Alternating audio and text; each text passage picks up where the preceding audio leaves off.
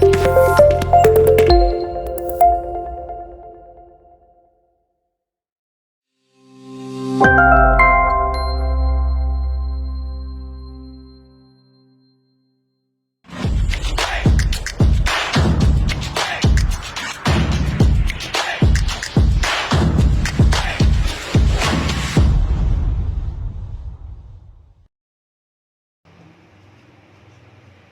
grade 10 students. How are you today? I hope all of you are good and fine. I am Ma'am Vasquez and I am your grade 10 health teacher.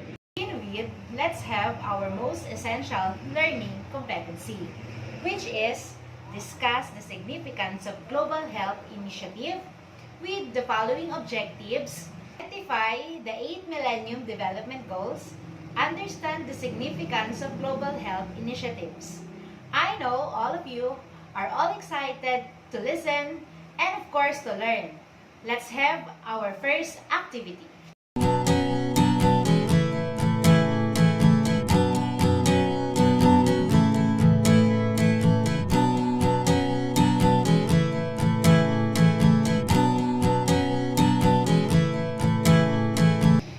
Alright, did you enjoy watching the video? What did you feel about it? Are you sad or happy? What can you say about it? Or what comes in your mind while watching the video? Okay? Very good. That's great. Yes. Alright. Thank you for sharing your ideas. All of your ideas are correct. Now, let's move on with our lesson for today. Join me and let's identify the 8 Millennium Development Goals. The 8 Millennium Development Goals. The United Nations Millennium Development Goals are 8 targets that all the 191 United Nations member states have agreed to achieve by 2015. The United Nations Millennium Declaration, signed in September 2000, commits world leaders to fight discrimination against women and children, disease, hunger and poverty, illiteracy, and environmental degradation. All of these goals cannot be attained without addressing each and every one. All of them influence, affect, and depend on better global health programs and policies. Eradicate extreme poverty and hunger. Developing countries, particularly in Africa and Asia, suffer from extreme poverty and hunger. Poverty and hunger leads to severe malnutrition, which leads to lifelong physical and cognitive damage and affects health, well-being, and the economy. For number 2, let's have achieve universal primary education. Persons, particularly women who are educated, are more likely to seek medical care, especially during pregnancy, ensuring proper nutrition for their family, adopting healthy sanitary practices, and ensuring immunization of children. If this will be achieved, the good result will be marry and have their own families at a later stage in life. Practice family planning and have fewer kids. Know rights, responsibilities, and civic obligations. Seek employment and sustain personal and family needs. Let's have number 3. Promote gender equality and empower women. Gender equality means equal representation of men and women. It implies that all genders should have equal value and treatment. Equal gender treatment empowers women and other groups, creating opportunity and education, work, finances, and other aspects, which improves the economy and lessen effect of financial crisis. Gender equality can be achieved through early childhood development intervention, promotion of women's political rights and involvement, improved reproductive health programs and policies, education, and integrating gender equality in school curriculum. For number 4, let's have reduce child mortality. Programs and policies which help reduce child mortality, like improving nutritional intake, healthcare facilities, and infrastructures, and other fields which improve children's lives. Strengthening local and national health programs and policies is one way to reduce child mortality. These include immunization programs, ensuring the survival and better health of mothers, improving reproductive health programs and policies, and better nutrition program for infants, children, and mothers. Improve maternal health. Improve maternal health is not only about mother's health, but also involves the health and wellness of the family. Maternal health also helps eradicate other problems like poverty, gender inequality, decreased workforce, lower birth deaths, and disability of women. Some ways to improve maternal health include improve and proper nutrition of mothers, teaching the benefits of birth spacing and small family size, educating young boys and girls about the importance of maternal health, and better and improve access to hospital care, especially obstetric, gynecology, prenatal, and postnatal care. Combat HIV, AIDS, malaria, and other diseases. Emerging and re-emerging diseases like HIV, AIDS, malaria, influenza, and other diseases affect productivity and growth of nations. Some of the effects of disease outbreak are loss of jobs, shortage in professional workers, and creating social crisis. Children are the most vulnerable and are exposed to explorations and abuse, undermining their normal growth and development. Some ways to combat diseases includes effective prevention, treatment, and care like improve housing condition, increase access to anti-malarial medicines, promoting safer sex behavior and preventive education for all, promoting tuberculosis screening of HIV/AIDS person, and TB directly observed treatment short or TB dots course therapy, and promoting the use of insecticide-treated nets to fight mosquito-borne diseases. Ensure environmental sustainability.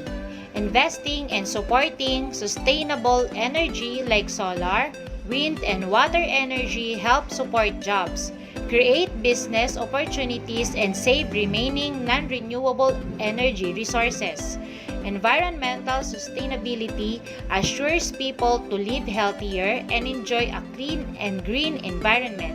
Some of the benefits of a sustainable environment are cleaner air and environment, clean environment friendly and renewable energy, new and aspiring jobs and business in energy, and increased access to sanitation.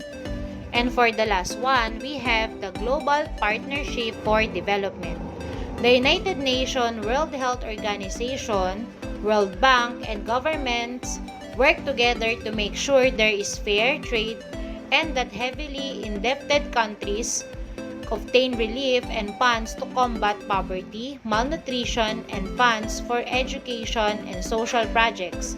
Some benefits of global partnership are expanded international trade agreements, improve access to affordable medicine, reduce poverty through government debt relief grant, and develop information and communication technology ICT infrastructure. Do you understand our lesson for today? Alright, that's good to know. So, let's proceed to our third activity. All you have to do is to choose the correct answer. It is a lifelong physical and cognitive damage that affects health, well-being, and economy. A. Child mortality. B. Maternal health. C. Universal primary education. Or letter D. Poverty and hunger. The answer is letter D. Poverty and hunger. Number 2. It empowers women and other groups creating opportunities in education, work, finances, and other aspect which improves economy. Letter A, improve maternal health. Letter B, promote gender equality. Letter C, combat HIV/AIDS, malaria, and other diseases. And letter D, ensure environmental sustainability. The answer is, alright, that's correct. Letter B, promoting gender equality. Number 3. Which of the following are good benefits of sustainable environment? A. Factories around the city. B. Improper waste management. C. Environment-friendly and renewable energy. And letter D. Decrease the access to sanitation. The answer is, wow, very good. Yes, it's letter C. Environment-friendly and renewable energy. Let's go now to number 4. Which of the following is not a good result in achieving universal primary education? Letter A. Practice family planning and fewer children. Letter B. No rights, responsibilities, and civic obligation. Letter C. Seek employment and sustain family needs. And letter D. Low income and marrying at the early stage. The answer is, yes, the correct answer is letter D. That's great. And for number 5, it is not only about mother's health but also involves the health and wellness of the family. Letter A, reduce child mortality. Letter B, improve maternal health. Letter C, achieve universal primary education. And letter D, eradicate extreme poverty. The answer is, yes, very good. The answer is letter B, improve maternal health. For activity number 4, mark check if the 8 Millennium Development Goals written below suit its program and mark X if it is not. For number 1, eradicate extreme poverty and hunger, investing more in agriculture. Okay, very good. Number 2, improve maternal health. 2, promoting different gadgets like cell phone and computer for children. The answer is, wow, very good. Number 3, ensure environmental sustainability. 2, cleaner air and increase access to sanitation. That's great. Number 4, promote gender equality and empower women. Promotions of women political rights and involvement. Yes. Yes, it is check. Very good. And for the last one, number 5, global partnership for development. Stop the international trade agreement. All right, that is really great. For our next activity, as if you were the President of the Philippines, list down at least 5 suggestions to strengthen and achieve the 8 Millennium Development Goals. Please write your answer in your study notebook. And to sum it up, let's have our last activity. Please write your answer in your study notebook. Let's have true or false. Number 1. Developing countries, particularly in Africa and Asia, suffer from extreme poverty and hunger that leads to malnutrition. True or false? Number 2. Marry and have their own families at the later stage in life to achieve universal primary education. True or false? Number 3. Promoting gender equality by not sending women in school. True or false? Number 4. Teaching the benefits of birth spacing and small family size to help improve the maternal health care. True or false? And for the last one, number 5, reduce poverty through government debt relief grant with the help of global partnership. True or false? Alright, so let's check your activity. Wow! Who got 5 and who got 4? Wow, very good. How about 3 and below? It's okay. You can do better next time. I hope all of you enjoyed and understand our lesson for today. But before we end up, let's have your assignment. For your assignment, create a slogan about the 8 Millennium Development Goals. And you can also use any art materials that you have. Another, please be guided to the given rubrics below. Thank you for watching and for listening. I hope all of you enjoyed our discussion and activity. Until next time, bye grade 10 students, and always remember, health is wealth.